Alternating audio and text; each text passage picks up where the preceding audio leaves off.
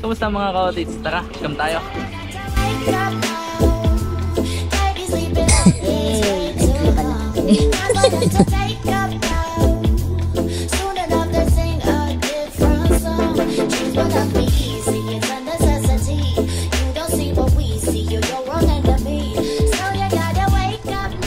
Okay, Bicol, let's go. Let's go, samahan niyo ko.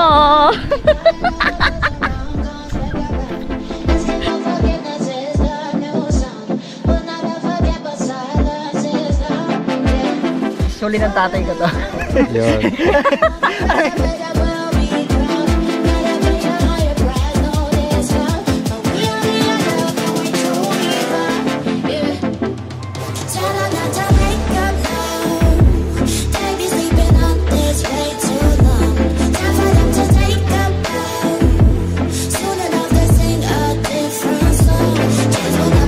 McDonald's para mukhang Jollibee.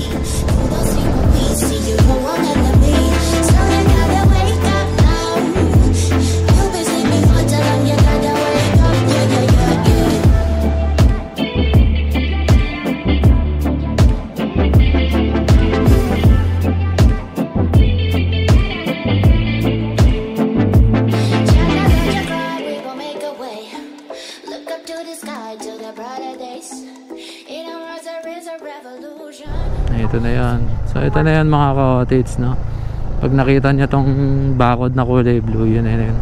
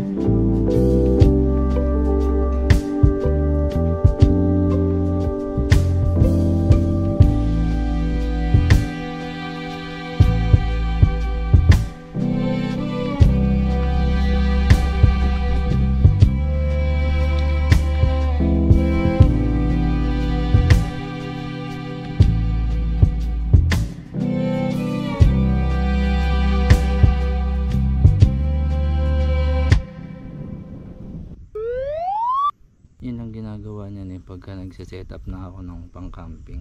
Anong kailangan kong gawin?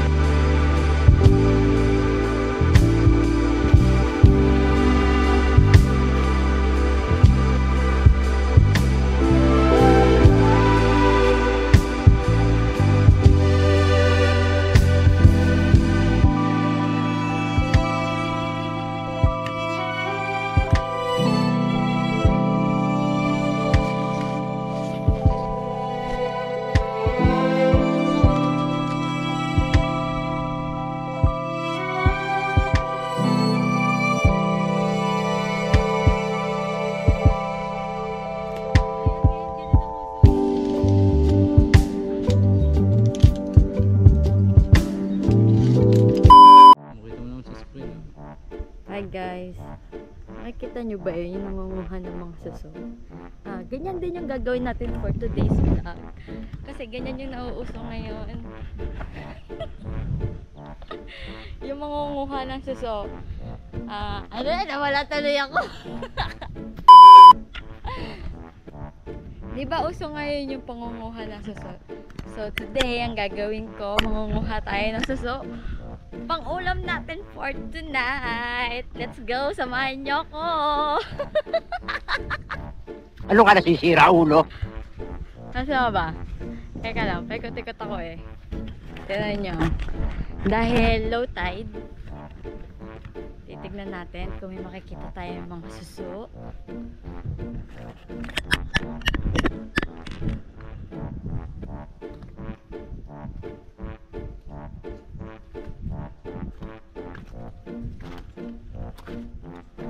Ayan guys. Yan. Kaso walang laman. Tsaka hindi ko din alam kung kinakain yan.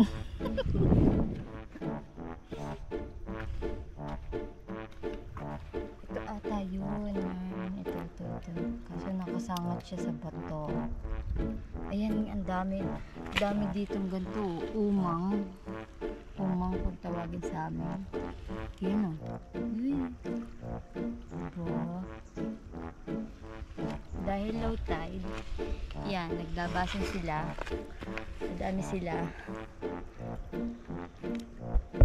Yan, may laman yan.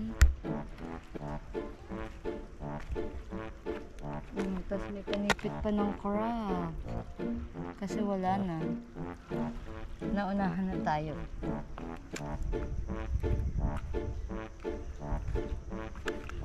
So, ganyan siya. Ganito ka low tide.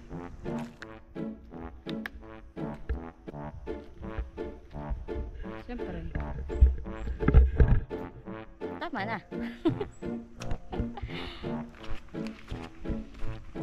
Mamaya tayo mangunguha ng madami suso pagkasama ng si Ka-Otits. Kasi dahil nagsaset up pa siya ng tent, antayin natin siya. Tutulungan muna natin mag-set up. So yun, nakita nyo mga ka-Otis kung ano lang yung ginagawa ng OBR natin pagka nagsiset up tayo ng camp.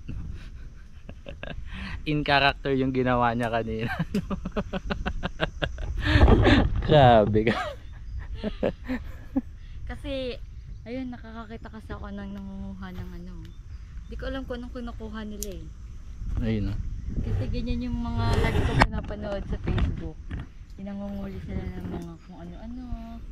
May mga suso. Tapos pang-uulam, no? Mga talangka pang ulam. Tapos million views, no? Tapos million views. Baka naman. O sige, manghuli ka na sa sudo.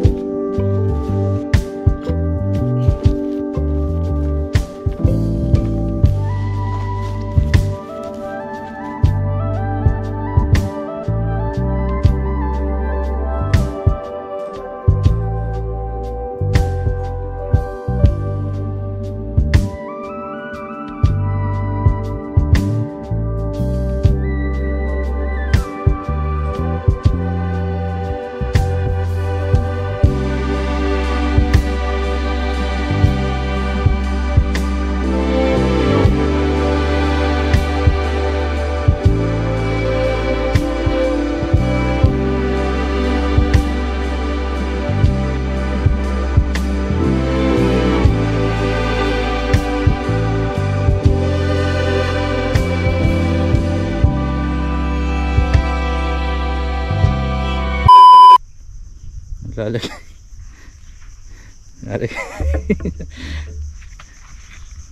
Ayan, sige. Kaya mo yan. Kaya mo yan.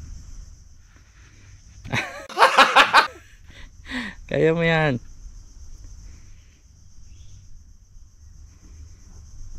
Ayun. Oh. Yes, diba? Pani. Pani. Ay, mali pala. 145 145 lang po. 145.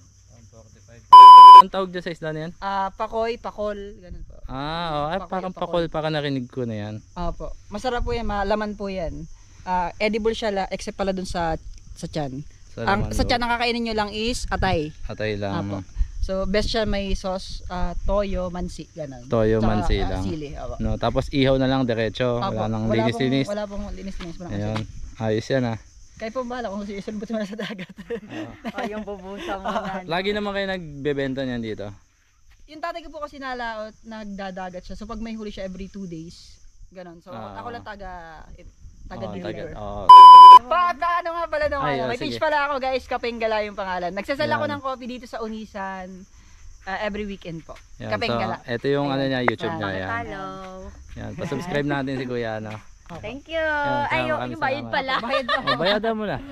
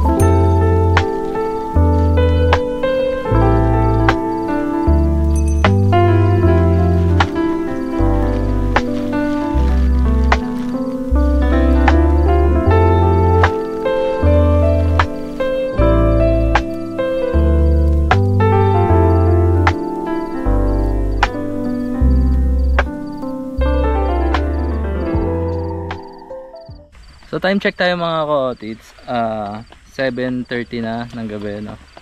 So nakapag-setup din kami. Hindi ko na binidyohan masyado kasi aabutin talaga tayo ng dilim, no? Pagka binidyohan ko pa isa-isa. So ayun, eto na lang, ipapakita ko sa inyo. Ito yung setup namin ngayon. So meron tayong panibagong pamilya sa camping natin, no? Which is etong ano natin, yung sinasampayan ng mga hindi ko nakalimutan ko na tawag dito eh. Sinasampayan ng mga gamit natin pang camping, panluto, etc. Tapos ano pa ba? So meron din tayong bagong binili na insulated bag.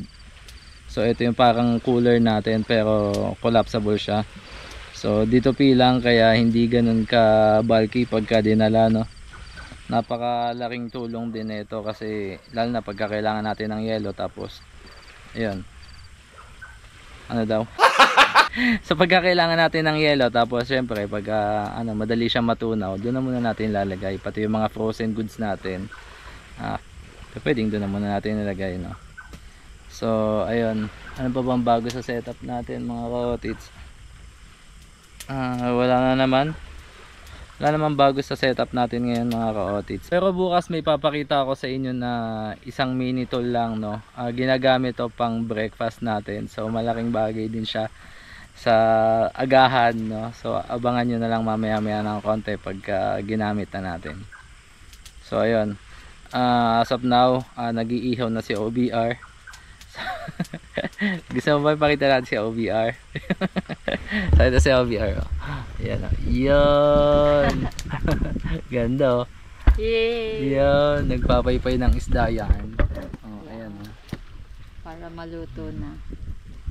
Kasi aabutin na naman tayo ng siyam-siyam. Tapos may barbecue pa kaming lulutuin, hotdog. Tapos di pa kami nakakapagsaing.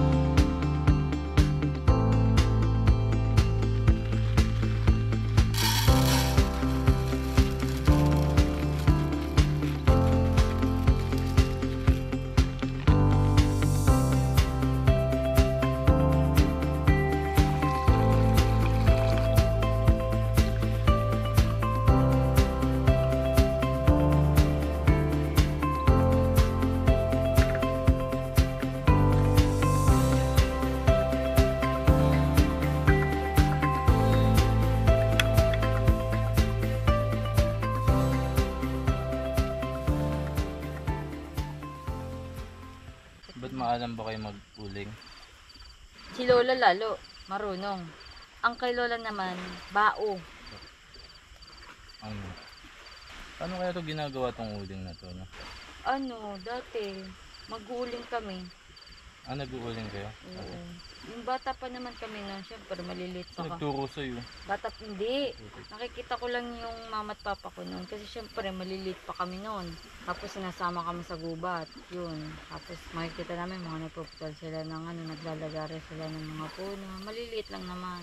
Tapos yung mga sanga-sanga kinukuha noon. Tapos iipunin. Tapos dadalhin doon sa ulingan namin dati. Saan? Sa mismong gubat? Oo, gubat mismo. Maghuhukay sila, ganun. Maghuhukay sila ng butas. Tapos din isasalansan yung mga kahoy na nakuha. Ayun, tapos Ano yun, mga ngahoy muna sila? Oo. Ano, puno? As in puno. Puputulin? Oo. As in puputulin talaga. Oh? Oo. Kasi may mga kahoy na maganda. Kilala na nila yung mga puno na maganda pagdating sa uling. Yung mga masisilab, yung mabilis. O kasi may mga puno na pangit kapag nauling, matagal marikit, ganyan. Di ba nga ginagawa bao eh? Ayun, si Lola. Yun talagang inuuling ng dati, lalo nung hindi pa siya nirarayuma. Yun, lagi yun maghahanap ng mga ng mga bao-bao. Malak ba kinikita mo? Sa amin, oo. Sa amin, dati, pag sabi ni Lola, mag-ipon daw kami ng mga bao-bao. Kasi uuling niya yun. Dami talagang pakinabang ng coconut. Hindi, tsaka mas maganda kasing iuling. Sabi Bao. mas maganda yung Kaya si Lola dati talagang grabe mag-ipon ng bao yun, tapos uuling. Parang mas matagal kasi siyang maging matagal siyang maging abo. Yung bao? Oo. Eh parang manipis lang ang bao. Oo. Perta kahoy. Mas maano siya. Ewan ko, tapos yun nga. Siyempre, maghuhukay. Tapos sasalansan mo doon. Tapos magtitira ka pa ng pinakang isang butas na medyo malalim para doon sisilaban ng apoy. Lalagyan kasi na ng bagay yun para maluto yung kahoy. Tapos sa pinakang dulo nun, may butas din. Labasan naman ng usok. Hukay sa hukay yun, may butas. Oo, hukay. Butas, Oo. tapos hukay. Oo. Okay. Tapos, ano yan? Anong ginagawa mo? Siyempre, naglalaro lang kami nun. Bata pa kami. Disney princess ka doon? Hindi, naglalaro kami sa damuhan, ganyan. Tapos mangunguha kaming aling-aro. Hindi nyo alam yun. Mga mga pantaong bundok lang yun. Yung aling-aro na yun. Aba, masarap sa amin yun. Prutas yun, aling-aro. Yun yata yung sinabi mo sa Oo, akin. para siyang kamag-anak ng berries. Ligaw na ay, putik. Ligaw na berry. Yan, ganun. Ang lasa nun? Kahilig namin manguha ng ganun dati. Lalo't pag alam namin panahon ng bunga nun, ay, Diyos ko po, sarap. Kasi yun, talagang isang kumpulan yun sa sanga. Pag sobrang dami, syempre, bago namin pitasin, titikman muna namin kung matamis. Pag maasim, bala ka dyan. Pero pag napakatamis naman, ay, yung buong sanga. Ba't hindi sumikat yun sa Laguna? Ay, sa amin lang yun kasi ligaw, parang ligaw na prutas. Wild berry nga. Oo. Search natin. Madaming din nakakaalam talaga nito. Kasi sa bundok lang meron nito. Taong gubat. Ayan. Ito. May corona to eh. Ito guys. Yan. Aling-aro yan. Masarap yan. Ko lang kung kita.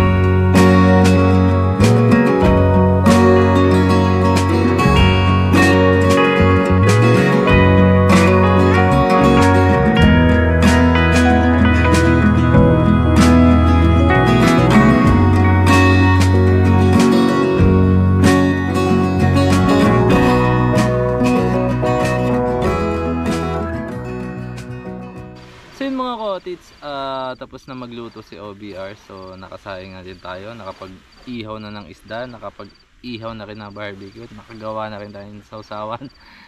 So wala na tayong hihintayin pa, so gutom na kami, no? Yeah. After liligo pa. So yung time check natin nasa 8:30 na, no? So tara, kain na muna tayo, gutom na. Drago nagwawala.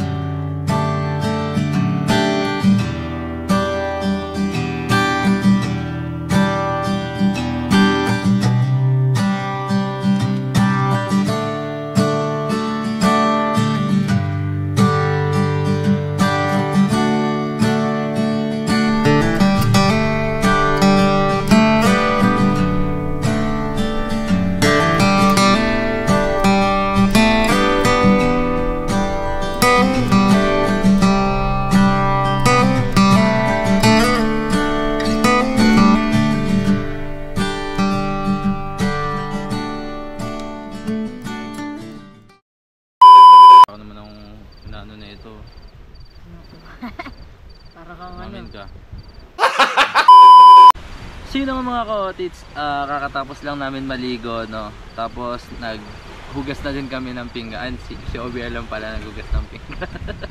Kasi baka sabihin niya, oh, ayan. So ayun, sa ngayon chill na muna tayo. Lumalakas na yung hangin dito sa spot namin ngayon, no? Hindi ko alam kung uulan o hindi. Pero sana umulan, wag lang yung ganun kalakas, no? Kasi masarap matulog sa tabing dagat pag naulan eh. So sa ngayon, chill na lang muna tayo. Time check muna tayo mga ka-otits, 11 na. So ang tagal namin pinapak nga pala yung isda kanina, no? Napicturean ba natin yan? Ay, hindi. Natuklasan lang namin, napakadaming laman pala nung isda na yun, no? So sa halagang 145 nang may nagbenta sa amin dito kanina, kung nakita niyo yung video, no?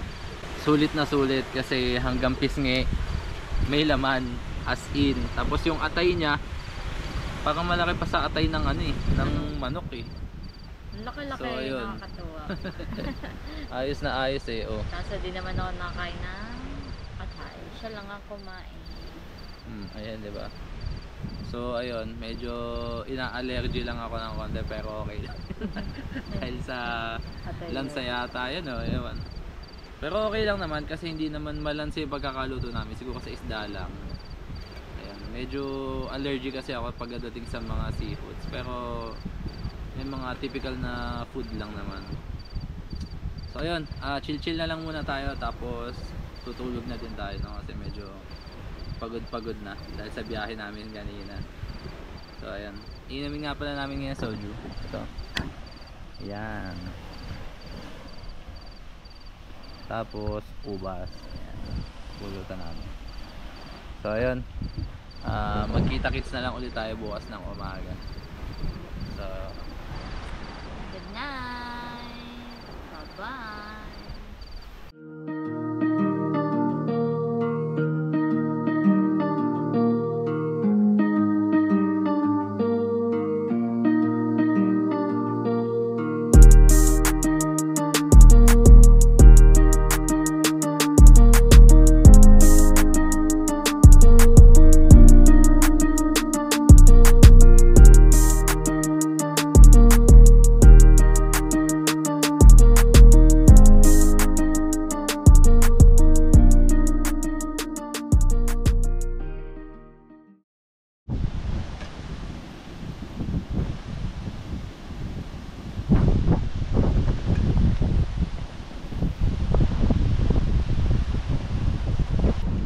morning mga ka-otits.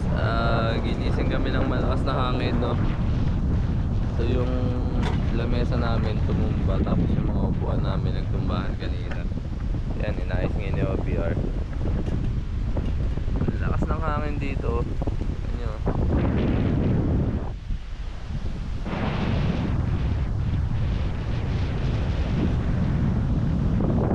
Malakas ng hangin ngayon dito. Grabe. Pati yung tarp ko, buti na lang hindi mo ibigay.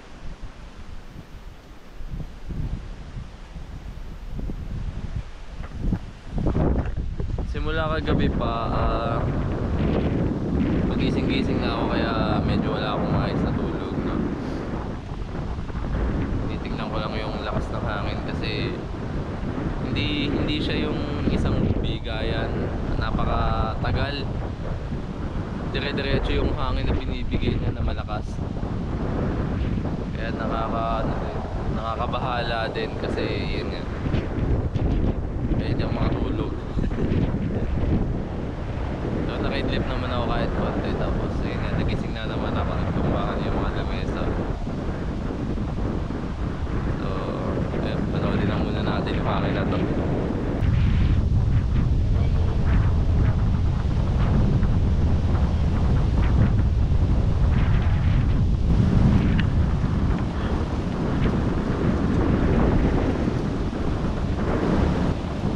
Pati yung baso tinatamay ng hangin.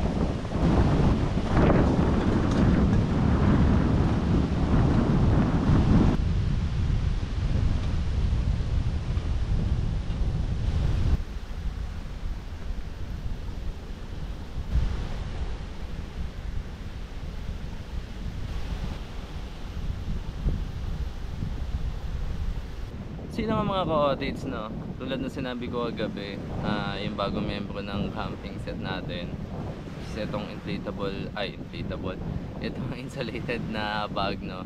So moment of truth tayo para malaman kung talagang tumagal yung lamig dun sa loob, no? Simula kagabi, siguro mag-aalas 6 yun, tsaka ko siya nilagyan ng yelo. Hanggang ngayon hindi ko pa siya binubuksan, pero kumuha na kami ng mga nilagay namin sa loob, katulad nung soju, pati nung mga binarbecue namin, tapos yung grapes. So ngayon, moment of truth, malalaman natin kung talagang umabot hanggang umaga yung lamig niya, no? So ayan, tingnan natin. So ito nga mga ka-otits, yan yung insulated na bag natin, no?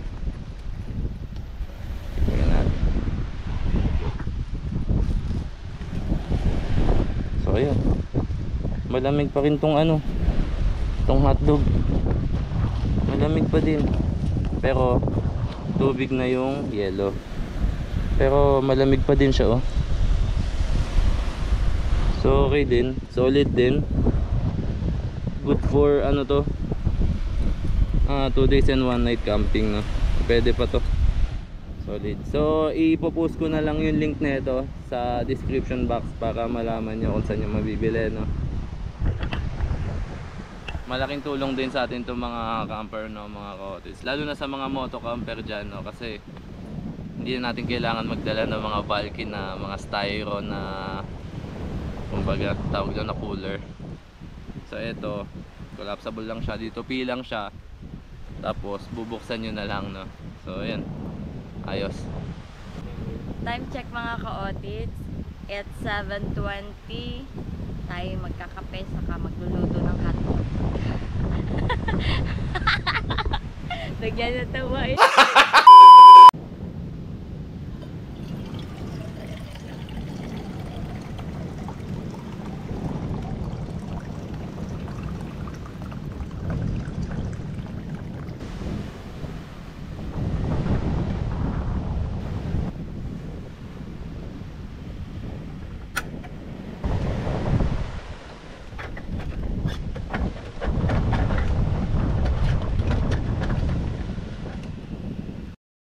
So yun nga mga ka-otits, no, sa hindi inaasahang pagkakataon, talagang hindi maganda yung tubig ng dagat ngayon. Sa kadahilanan nga na na nagkaroon ng ilang beses na bagyo, tapos may habagat.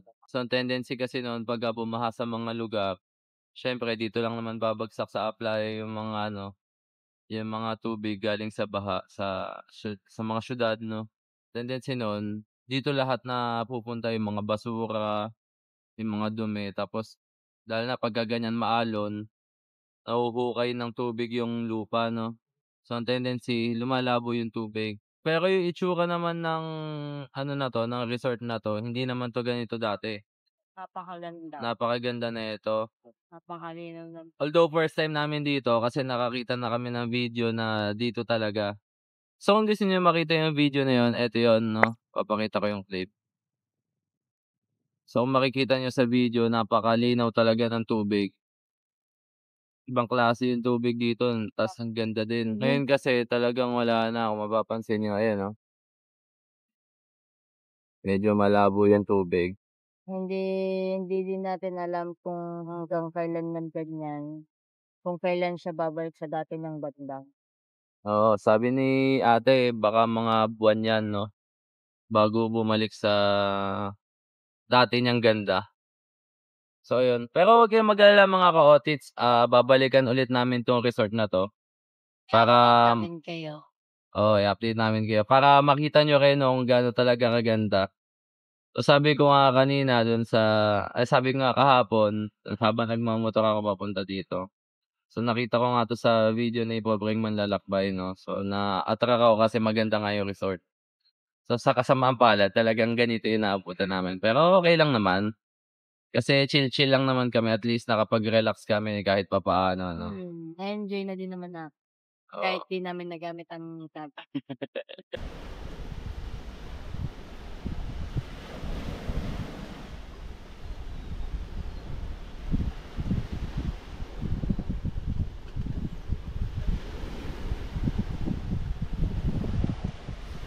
Mainit na yung kape natin. So meron nga pala tayo isang equipment bago din sa pamilya natin, no. So eto siya. Ito. Yan. Ginagamit to pang ano ng kape, pang sala, kumbaga. Mas madali ito kaysa sa French maker. Sige, OBR. Ay,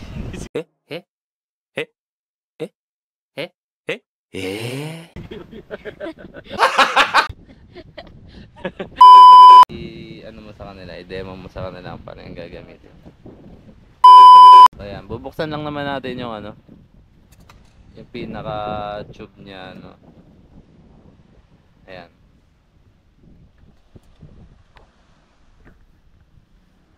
So ganyan lang naman siya kung paano gagamitin, tapos maglalagay ka ng kape dun sa loob. So pasensya na mga ka-otits kung yung lagayan ko ng kape plastic lang, ha. Wala pa kasi akong lagayan talaga ng ano ng kapeng barako. Baka may sasuggest kayo dyan. Post nyo na sa baba yung link. Dagdagan pa konti. Mapait. Hindi. So yung kape nga pala natin na na barako, Arabica yan, no. Binili ko siya sa Tagaytay. So galing siya ng Benguet. So kung maamoy niyo Arabica, parang amoy Starbucks yan talaga eh. So first step na gagawin nyo is yun nga, i-open nyo yung tube. Tapos lalagyan nyo ng kape. And then lagyan nyo ng tubig na mainit yung baso na pagsasalinan nyo ng kape. So yun yung baso na natin na sige. So pagkatapos nyan, pwede nyo na isawsaw yung tools na to, no? Ay yung bago nating equipment, no. So pagka nilagay nyo na ganyan, pwede nyo naman siyang ibabad lang na ganyan, pero mas maganda pag eto kasi nagpupush yan. Ayan, no. So ayan na silbi niya. So pagka ipupush nyo lang, gaganon-ganonin nyo lang siya para lumabas yung katas ng kape. So walang walang lalabas na dyan na granules ng kape. Basta maayos yung pagkakasara. Alam niyo naman pagka moto camping mga ka-otits, no. So priority natin yung hindi bulky, hindi mabibigat. So hangga't maaari magagaan lang, tas maliliit lang yung gamit natin. So goods yan mga ka-otits. Pwede nyo nang inumin yan.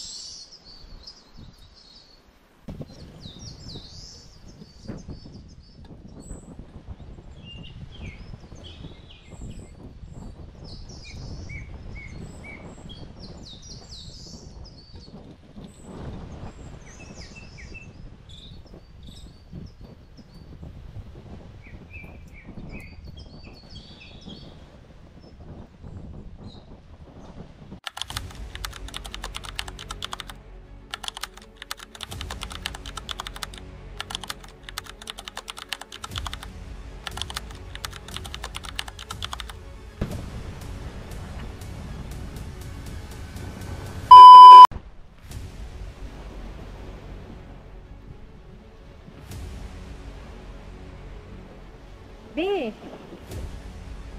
B, ano nangyari?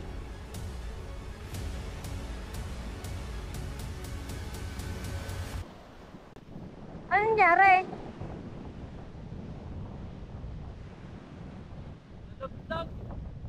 Putik. Putik na ano, nakita mo pa. Putik sa buhangin Doon yung nalaglag. tinuturo ng mapa kanina. Kaya nandun ako kanina, sabi ko putik yan. Baka nalaglag na sa tubig. Buti buo, walang bali yung propeller. Pero Okay. ano siya, may uwang yung ano niya. Yung battery niya kanina. Okay, nagluluto nga. Doon tinitignan kita. Mukhang problemado ka na. Dito yung tinuturo ng mapa kanina eh. Eh, patay ko na eh. Kaya nandun ako kanina, sabi ko putik kahit lumutang sana eh. Nauubusan na ako ng ano eh, ng pag-asa eh. Kaya nga tinigil ko yung pagluluto doon at nakikita kita. Sabi ko, putik. Sabi ko eh. Hala, baka na ano na, nalaglag na sa tubig yung drone mo. Buti, Buti na lang eh, dyan ano, sa buhangin. Nice.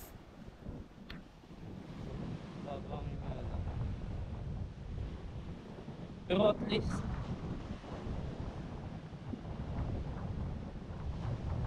wait ko naghanap eh. Ayan o. Nakaganyan yung awang o. Baka sa pagkakabagsak yan. Hindi ko nga alam eh. Di, sa pagkakabagsak yan. Kasi may sira na yung ano niya, battery niya. Yung lock ng battery. Baka pagkabagsak niya, biglang gumanya. Siyempre, kung dyan yung nakatapat dyan sa dagat, at pinalad ng hangin, Ano, eh, bird talagang attack? bagsak yan dyan sa, ano, sa buhangin. Ano, bird attack yun? Hindi ko alam eh. Bigla na lang nag-disconnect. Buti Diyos na ko lang po. updated yung ano ko.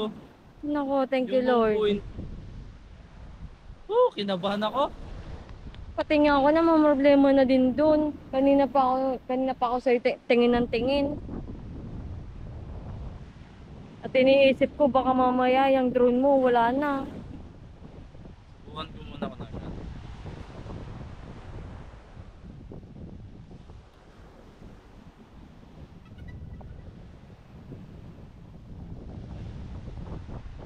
Mga buhangin, may mga maliliit na bato.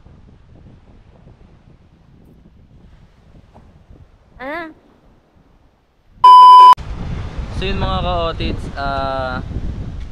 hindi ko na videohan no. May nangyaring hindi maganda dun sa drone natin. Akala ko hindi totoo yung mga nangyayari na hindi ko alam kung ano nangyari, kung bird attack ba o sa sobrang lakas ng hangin dito tumaob siya or what. And then meron din possibility na yung battery kasi na ito, ayan o, parang tanggal na yung lock nya. Nakikita nyo, ayan o, parang tanggal na yung lock nya. Tapos nung nakita ko siya, kasi anong nangyari, nagpapalipad ako ng drone, tapos biglang nag-disconnect, talagang nag-turn off yung ano, yung aircraft. So wala siyang signal. Ang tanging ginawa ko lang, sinundan ko yung ano, buti na updated yung home point ko. Bago ako nagpapalipad, talagang ina-update ko yan para kung sakali talagang natatrack ko siya kung saan siya napunta, no. Pati kung halimbawang mag-disconnect, babalik siya kung saan siya lumipad. So sa nangyari sa akin kanina, habang nagpapalipad ako, biglang nag-disconnect yung drone. So iniisip ko, nawalan lang siya ng signal kaya hindi ko agad pinansin. So nung sabi ko parang namatay na yung aircraft, ginawa ko, naglakad na ako, hinahanap ko na siya. Tapos yun nga, sinundan ko yung mapa. Nung sinusundan ko yung mapa, sa tubig yung tinuturo niya, sa dagat. Kaya sabi ko parang nawawalan ako ng pag-asa. Sabi ko baka nalaglag na sa tubig or what. Hindi ko kasi alam kung bird attack or sa sobrang lakas ng hangin or yung possible dun sa battery. Kasi medyo ano siya, nung napulot ko siya, parang medyo nakauwang yung konting ng battery. Hindi ko alam kung nung pagbagsak or dun pa lang sa taas sa hangin na siya, kumbaga bumitaw ng konti. Hindi ko alam kung ano nangyari kasi biglang gano'n nangyari na bigla siya namatay. So yun, talagang kinabahan ako. Nandun ako sa tubig kanina, basa na nga ako kasi nag-i-expect ako na kahit papaano sana lumutang siya. Ay, kahit yun na lang yung mangyari, at least nakuha ko pa rin siya, no. Kahit papaano sinuwerte pa din ako kasi nung nakita ko siya, inikot ko kasi yung yung paningin ko doon sa lugar. Sa sobrang taas kasi niya, iniisip ko kung nag-disconnect siya sa taas, malakas ang hangin dito, syempre may tendency na lilipa rin siya kahit papaano, no. Tatangayin siya ng hangin. Kaya umaasa pa din ako na makikita ko siya somewhere. And then ayun nga, napansin ko siya na nakalapag siya dun sa buhangin. Buti na lang dun siya nalaglag. Tapos wala naman bali yung mga propeller niya. Wala din bali yung mga niya, yung mga kamay. So ayun. Hindi ko lang talaga alam kung paano nangyari, bakit siya na-disconnect. So yun yung tatlong possibility na tinitignan ko. It's either yung hangin, bird attack, or yung lost ng lock dito sa battery, no, kasi nabali yung lock niya dyan. So ayun, lesson sa akin ngayon, kung sakali man papalitan ko na siya ng battery, hindi ko nahahamakin na gamitin pa yung bali na lock, no. Sana maging lesson din sa atin sa mga may drone dyan, no. Huwag nyong ilalayo ng tingin sa inyo yung drone. Talagang mahirap pag nalaglag, kasi tulad ko, nawawalan na ako ng pag-asa kanina, as in Nagmuk na siya. Hindi ko lang naisama tong GoPro ko kasi nataranta na ako Hindi na talaga na videohan, no. So anyway mga ko-tits, tapos na magluto si OBR ng hotdog pati ng itlog. Yun na muna yung kakainin natin, no. So brunch na. Hindi ko lang sure kung ano oras na, pero tingin ko tanghali na, no. So napapansin ko pala mga ko-tits, panay coconut tree din dito, no. So tatry natin mamaya bumili ng buko kasi parang ang sarap uminom ng buko dito, no. Nakaka-refresh yun. So ayun, tara, kain na muna tayo.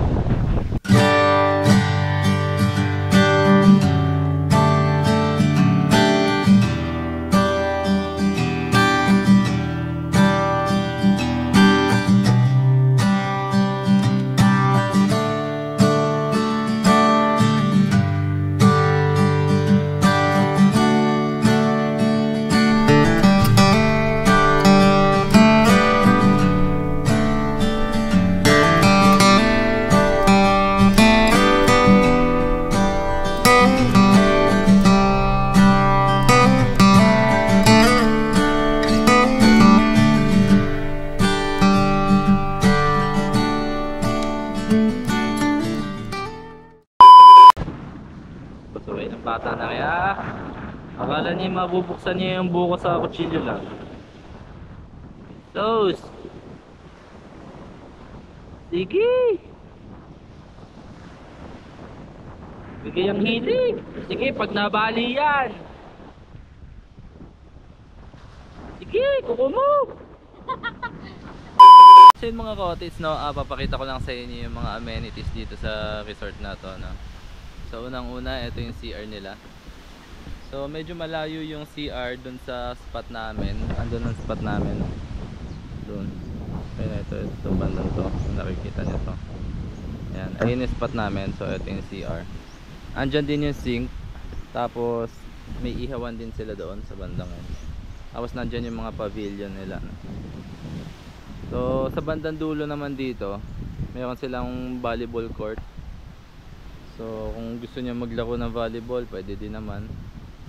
Tapos ayun, more on coconut tree yung resort nila dito. Kaya mapresko. Tapos puro puno din, no. So shaded naman yung spot na pinwestohan namin. So okay din siya para sa akin kasi yun nga, maliwalas lang tapos mahangin. So yun lang talaga yung medyo naging problema dito is yung dumi nga ng tubig kasi nga yung habagat, no. Next time mga ka-otits, babalikan namin to ni OBR para mapakita sa inyo talaga yung ganda ng resort na to. Nakakahinayang lang kasi una namin punta dito, ganito yung nangyari. Although understandable naman kasi nga dumaan yung mga bagyo tapos ngayon habagat. So okay lang yun, babalikan na lang namin ni OBR to para mapakita namin sa inyo.